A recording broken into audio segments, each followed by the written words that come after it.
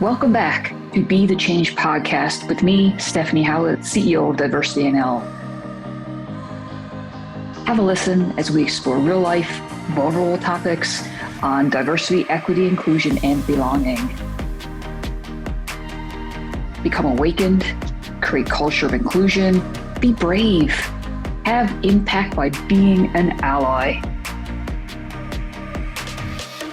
Explore how you can be the change that you always wanted to be. We respectfully acknowledge the territory in which we gather as the ancestral homelands of the Beothuk, and the island of Uktamaguk as the ancestral homelands of the Mi'kmaq and Beothuk. We'd like to recognize the Inuit of Nunatsiavut and Nunatukavut and the Innu of Nitassinan and their ancestors as the original people of Labrador. We open our hearts and minds as we strive for respectful relationships with all First Peoples of this province. We search for collective healing and true reconciliation as we honor this beautiful land together and commit ourselves to being stewards who will respect the cultures, traditions, and ceremonies of all who call it home. Well, welcome back to Be the Change podcast. We have a very exciting guest today. We have Schuyler here to join us, Schuyler Smith. Schuyler goes by they, him pronouns, I do believe. You're a seasoned advocate of diversity, equity, inclusion, and belonging with over 2 decades of experience. That's a whole lot of experience. And we're going to get into anti-Semitism today. You hold a Canadian certificate in inclusion professional. You're also recognized as an up-and-coming 2S LGBTQ plus leader by Pride at Work Canada's Thrive program. You've helped build national momentum in nonprofit and charitable organizations through fundraising, government relations, and community engagement. And I know how much work that is, by the way. It's a whole lot, right? Your leadership spans various communities and cultures, connect with individuals at all levels, from executive suites to new hires. And you excel at bridging gaps and promoting equity, accessibility, belonging through policy action within organizations, as well as building, strengthening relationships with external communities to form lasting relationships. And we know how important that is. In addition to your DEI expertise, you're a skilled communicator, a speaker, a digital media strategist, and you definitely have, I know, a compelling voice from all the conversations that we've ever had. And you use your social media, to amplify important messages and voices, which we're going to get into today. And throughout your career, you've had strong relationships and collaborated with some pretty high-profile clients in the education realm, within the public realm and business sectors, with a deep focus on building capacity within Atlantic Canada. So welcome to the show. I am delighted to have you. Thank you very much, Stephanie. It's wonderful to be here. Absolutely. So let's talk a little bit about, I guess, your background, your roots, where you come from. If you can kind of share a little bit about your story with us. Certainly. I don't normally talk about myself, as I think I mentioned it in the pre-interview. So excuse me if this is a little bit disjointed, but I came out late in life. I came out at 21, and I think that has been sort of a factor of, my upbringing. I did not have a father who accepted and sometimes was violent. And that sort of took me a long time to realize who I could be. So when I got the chance in 2004 to sort of step up for the community, I did. I was protesting on Parliament Hill for the right for marriage equality. And from there, I got involved in a lot of 2S LGBTQ plus organizations, chief of which is the Canadian Centre for Gender and Sexual Diversity, where I supported our director in his education in schools. One of my focuses has always been to let young folks know it's okay to be who you are. So a lot of that advocacy has spilled over. I helped the Canadian Centre for Gender and Sexual Diversity become a national organization when I decided I really wanted to be back in Halifax. So I moved from Ottawa to Halifax after school, and I started trying to get my career off the ground here. And I was working predominantly in social media. My background in communications has been, I do have a communications degree where I focused on advertising, and I focused on cross-cultural communications. So building capacity across different community grounds, breaking out of those, social bubbles we talk a lot about when it comes to, why am I forgetting the most common training that we do is always unconscious bias, where, breaking those bubbles and getting to understand people. And from there, I've worked with persons with disabilities organizations. I have worked with, I recruited doctors for the province of Nova Scotia. I have done a lot of things, and I really enjoy this work. So training or providing background information. A lot of the stuff I like to do is sort of background until more recently, where I realized that there weren't very many voices in the DEIB space that talk about anti-Semitism. And I've been a part of the Jewish community my entire life. I've faced anti-Semitism my entire life, and I'll tell you the story. I'll tell you a story about how I realized anti-Semitism was a thing. So when I was probably 10 or 11 in junior high, my mother was working at the synagogue as the office person. So she was managing everything there. And I went to visit her one day after school to meet her and go home with her from there. So I went into the office, and she's finishing up her work, typing away, and I grab a pile of colorful pieces of paper in outbox, and I pick it up, and my mother sees it and yells at me and says, don't play with those papers. I'd already looked at them, and they were all the hate messages, the death threats that were sent to the Beth Israel Synagogue in Halifax when I was really little. And that's how I sort of realized anti-Semitism was a thing. I had noticed the systemic things growing up, like the lack of representation of Jews in the school system, or in like programming, like being forced to do, Christmas carols and songs when at a time when there wasn't any sort of holiday parties. It was always just Christmas. So growing up, I kind of hid that a little bit more. So as I got older, after facing what I found, and those would have been sent to the police every week, and I sort of got more involved in the Jewish community then. That's a whole lot, as a kind of reconciling that as a young person of, wow, like this is who I am, a part of who I am and part of my family. And why do people feel that way towards me? Because of something I believe in or something that's a part of us. Yeah, it was a conversation that I didn't need to have at 10.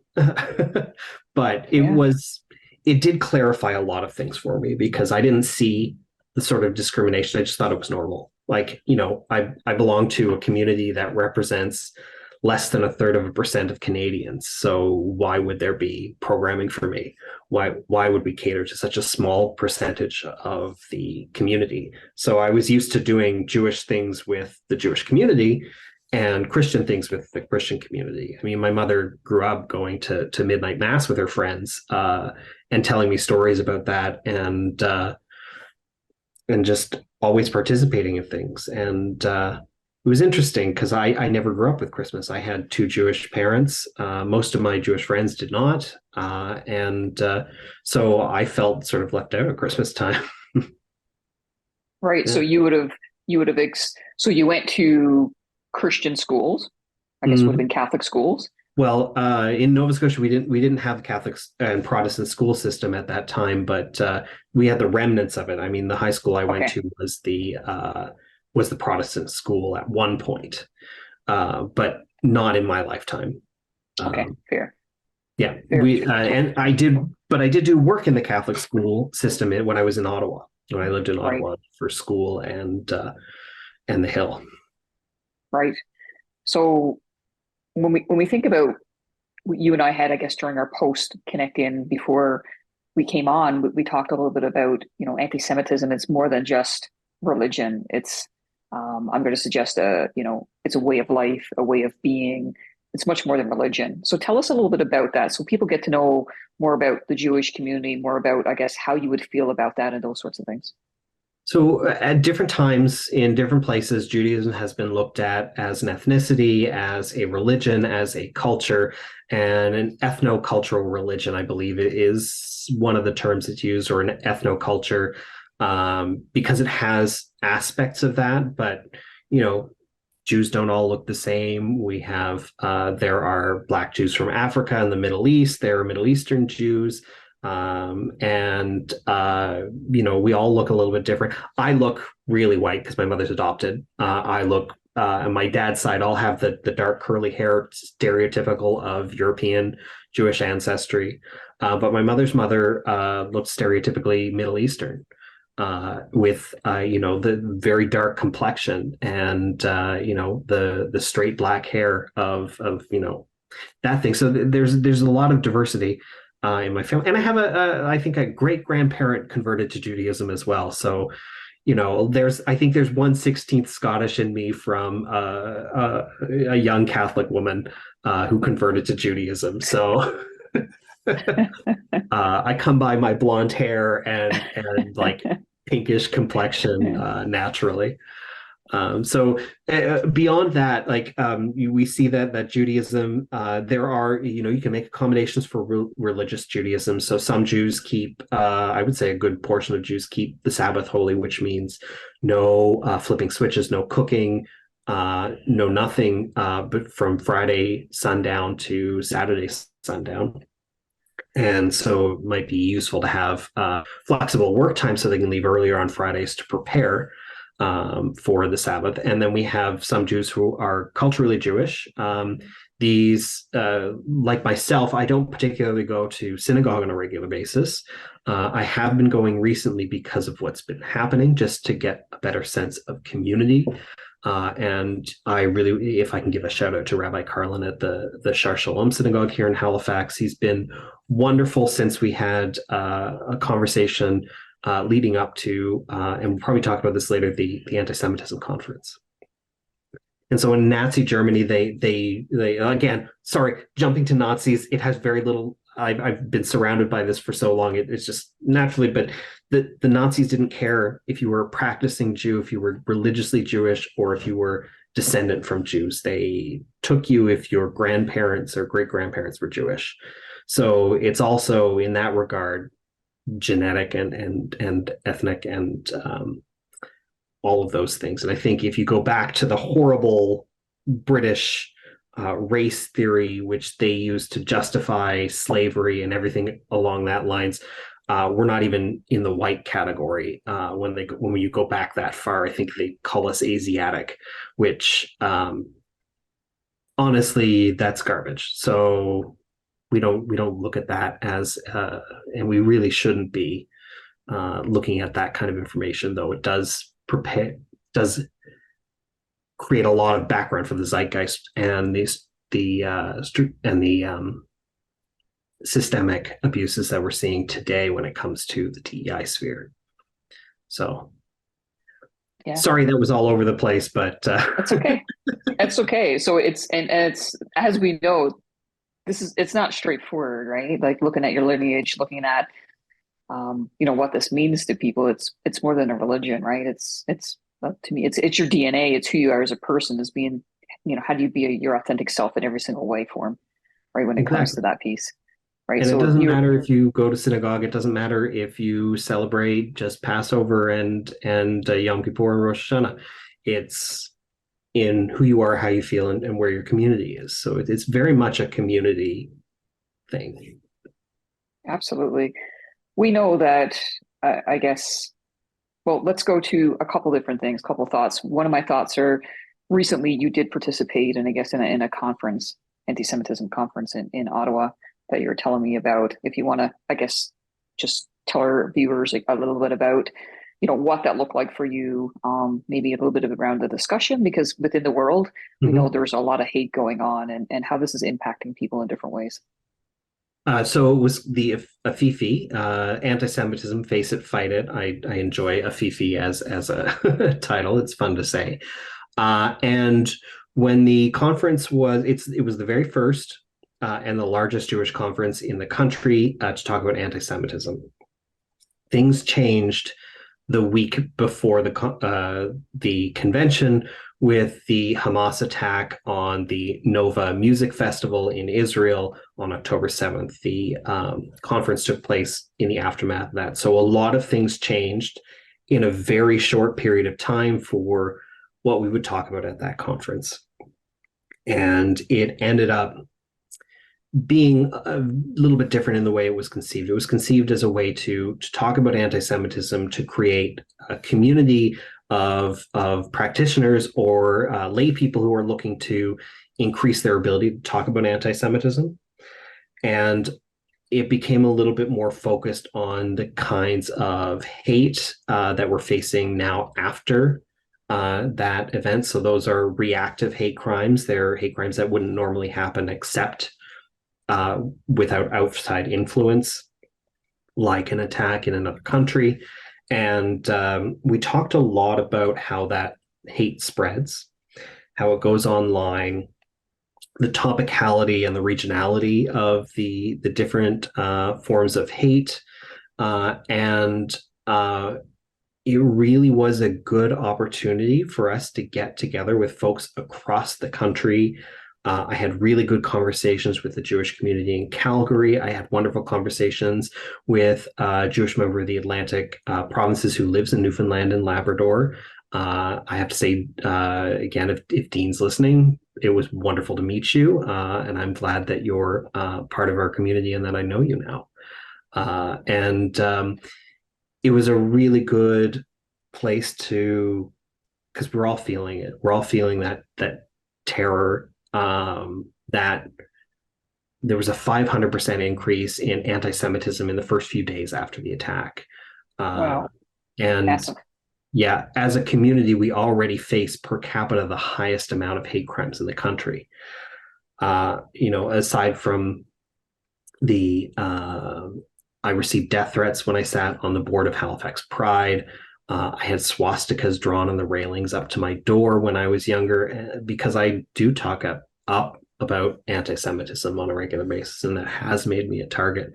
My mother, from working in the synagogue, gets people from a fringe group of Christians called Jews for Jesus, and they bring books with her name on it, and they ask for her by name at her home, trying to convert her because they knew her from her time at the synagogue.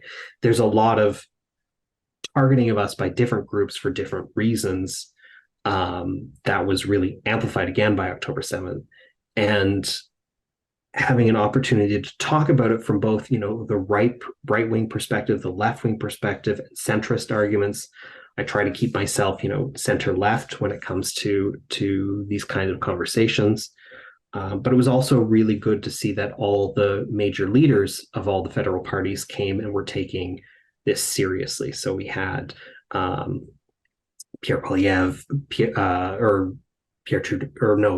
Justin Trudeau, Jagmeet Singh, Yves Blanchet, all come to this conversation, and they all shared messages of that made me feel a lot better about what was going on in the country. It's amazing. It's amazing how, I guess, those who, initially put together the conference, what the sentiment would have been before, the hate happened, in the world, and then the aftermath of what happens, right? Like the fallout of what happens. And, I'm sorry that, you and your community are going through this travesties and, how do we, I guess, as allies and those trying to be allies towards communities, like what is it that we can do to provide support to, whether that's Jewish staff, students, clients, whomever that you're working with that's part of, this culture, as part of this religious background? Talk about it.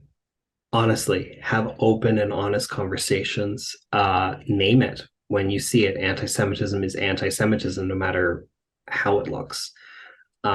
And take a look at the statistics in Canada, take a look and understand them.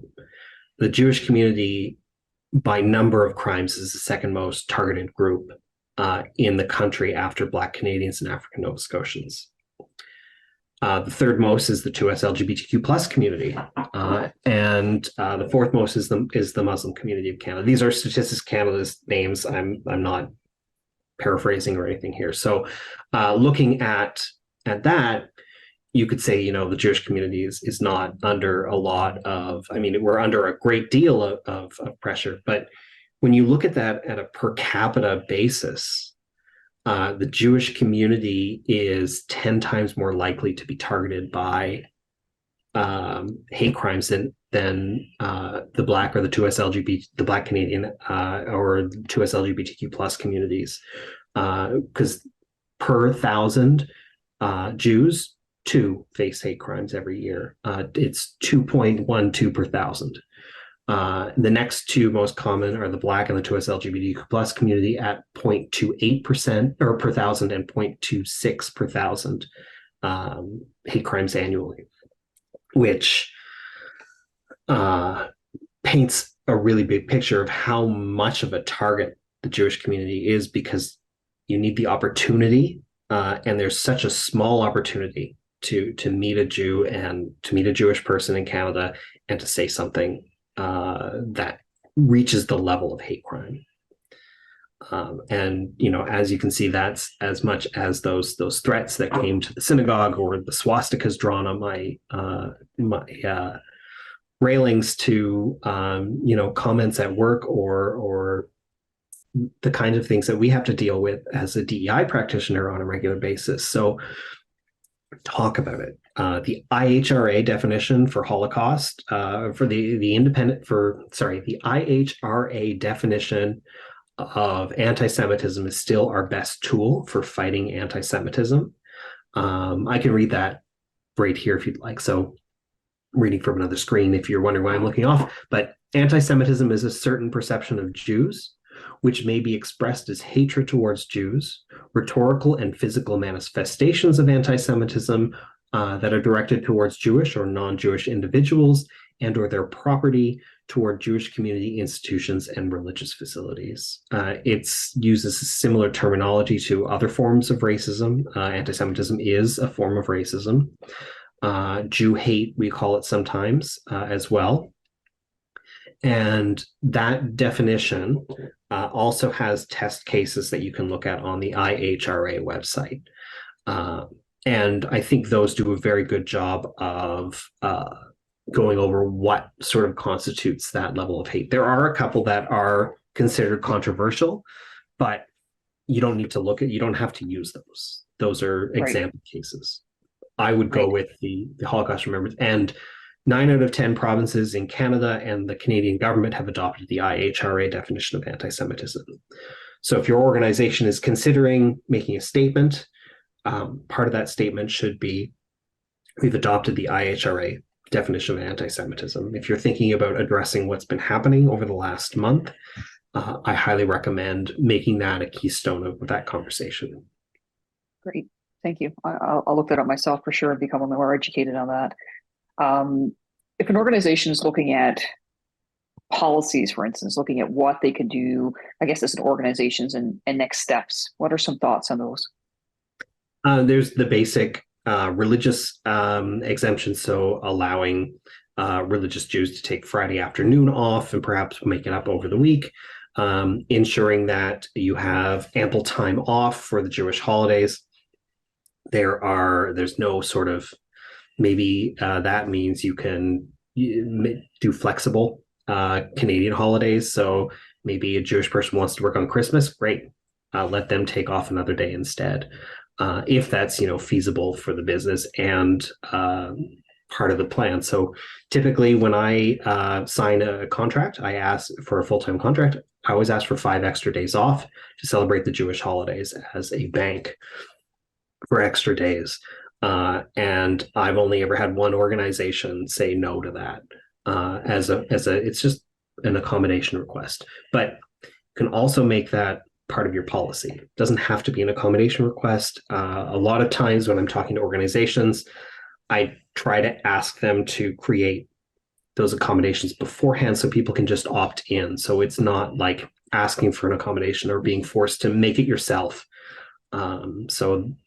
Having things that people can opt into and say, yes, this works for me and my identity, is a lot better than having them come to you and say, I have a problem. Please accommodate. Because then it feels like you're asking for special treatment that maybe someone else does not get, right? It's one of those, and it's really tough to ask for that. And it's often treated like that by folks who don't know, even the basics of the work that we're doing, the amazing work that you do. I'm in awe of the work that you do when I'm following you and talking to you. So people need to have that basis, and that's where we come in. Definitely. And what do you think about next steps? As well as that, like considerations to prayer spaces where people can smudge, can pray, like, these sorts of things, like not having it seen as an accommodation, rather this is what we have, like kind of normalizing different spaces for different groups of people that may be within your organization, that you have it there, and people then don't have to literally come out in every different way, right? And this is kind of Mhm. normalization of a process. Yeah, I love the idea of coming out as far broader than just Yeah, the US LGBTQ plus community. definitely. I often in part of my training will say that you come out too, even if you're straight. You have a picture of your spouse and your children on your desk, Hmm. that's coming out. Hmm. You offhandedly remark that you're dating someone new, that's a kind of coming out. Hmm. But yeah, so to create opportunities for people to just be themselves without having to say, hey, I'm Jewish, I need something different, or hey, Hmm. I have a disability, I can't look at screens all day, what can I do? Right. um, Giving people the tools, the accessibility measures, and to choose from rather than ask for, really helps in a lot of organizations. And I say that specifically for, if you want those extra days off, what if your 2S LGBTQ plus community wants to take advantage of those 5 days off you offer other communities to perhaps go to pride events, Hmm. something where they can feel that community. Because and a lot of people don't realize this, because the vast majority of Canadians belong to the Christian culture, which is Canada was founded on Anglican values Hmm. and holidays, and people who have never faced their holidays being hidden from others uh, don't always understand that other folks may need to take extra time off or have preparation, or they just need that time with their community. So again, when I mention those 5 extra days for religious accommodation, I don't always say it's for religion, it's for community. So if and it sort of makes up for the Canadian government's focus on Christian holidays. So you get Christmas, Easter, Victoria Day, all those Anglican holidays, and what do you get for the rest of the community who does not celebrate those? Absolutely. So I have those conversations a lot actually with organizations I engage with, and um, privilege, right? It's one of those conversations around privilege of we don't know the barriers unless we're facing them as people, Mm-hmm. realistically. So we haven't thought from that lens or religious perspective or that community perspective, whatever it is that people might need. So looking at that from all different angles, creates that. I guess we're looking at how we best support people. So I always ask the question, how best can I support you as a person? Having that conversation openly, knowing that there's probably pieces of me I'm going to cover a mask because Mm-hmm. I don't know how the workplace is going to, react to knowing that I'm queer or that I'm Jewish or that I'm, different things that, people can hide. So just being able to have that robust conversation in that open, safer space, I'll call it, like how invigorating is that for people? Right. Absolutely, and the like when I say talk about it before, and you ask what you can do, talk about it, but listen, like Mm. absolutely listen. Like, what are the concerns that are facing you in Canada, and are facing you in this workspace specifically?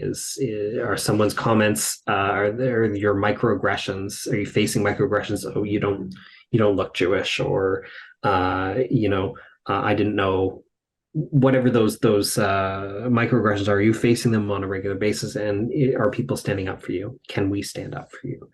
Asking and open-ended questions and listening is really important. The listening is the key, because and listen to support, and then think of solutions after the fact, or gather more information to come up with solutions if they're not presented to you.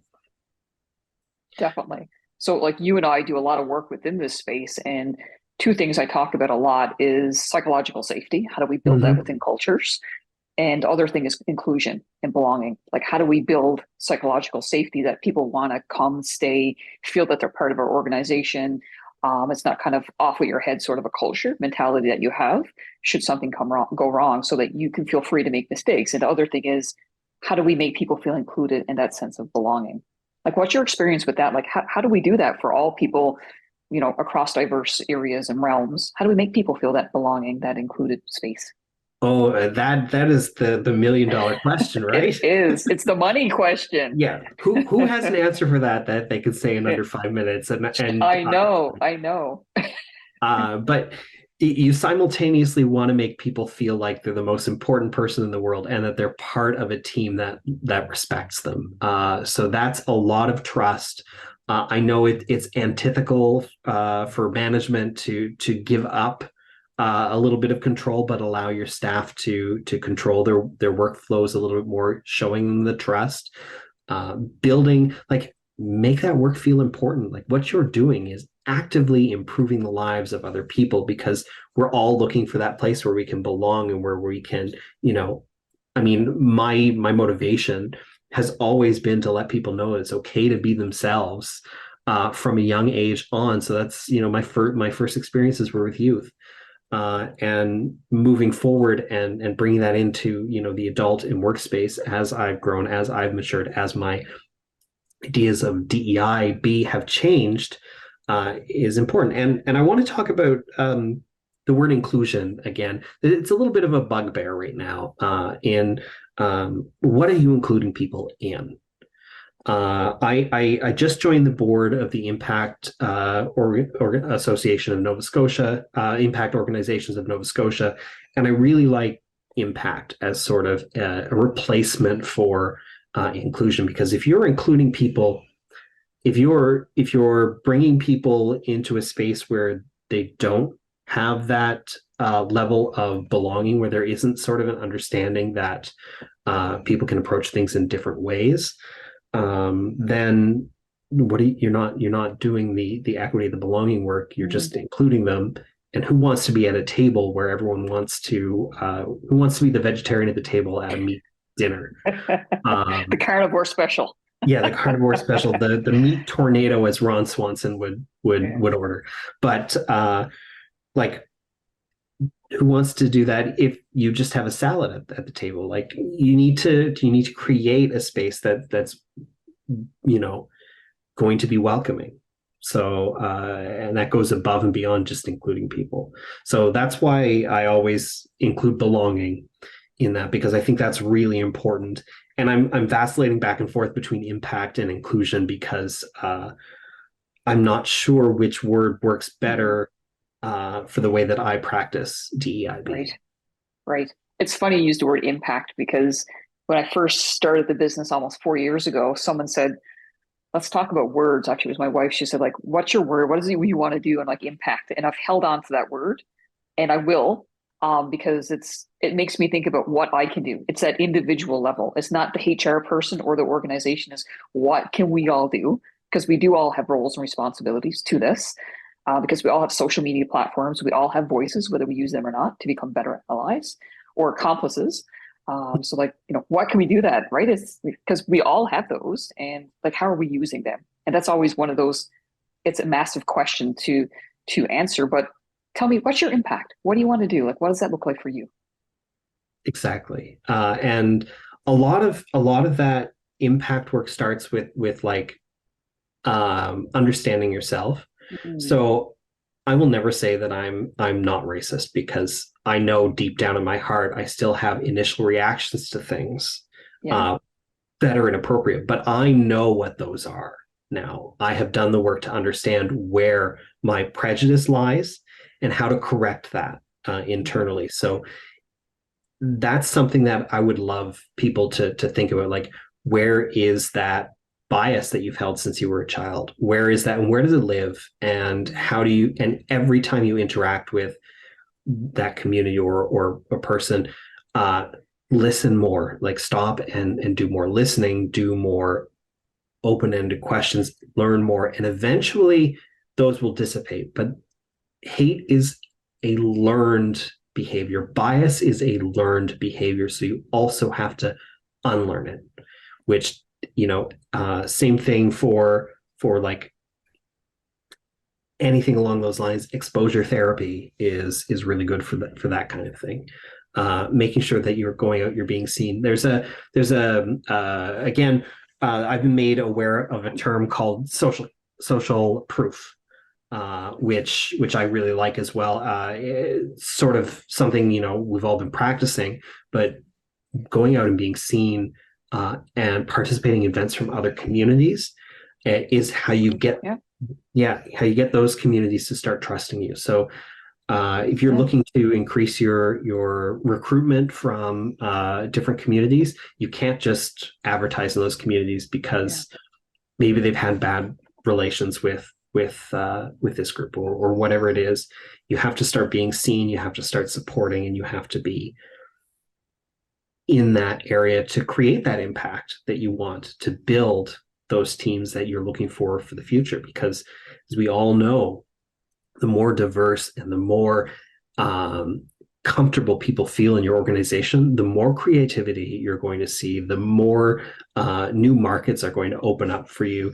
The better working environment creates motivated and employees, and motivated employees are going to go above and beyond without being asked. And they're going to, if you treat folks well, they will treat you well. Absolutely. That is a great place to end. Thank you so much for this conversation today, Sky. Tell us how, if people want to reach out, get to know you better, get to know the work that you're doing, how can they reach out and connect in with you? The best way to get in touch with me is either through my email, sky.ca@live.ca. So that's SKY.ca @live.ca. And another good way to reach out to me is on LinkedIn. If you put in LinkedIn, my handle is Sky H. Smith.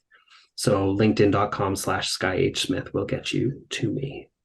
Amazing. Thank you so much for this fantastic conversation. And I look forward to more conversations in the future. Excellent. Thank you very much, Stephanie. It's a pleasure, and I'm honored to be here. Thank you so much. Thanks so much for being with us today. Comment below, subscribe, connect with me at Stephanie@diversitynl.com or on LinkedIn. Be the change.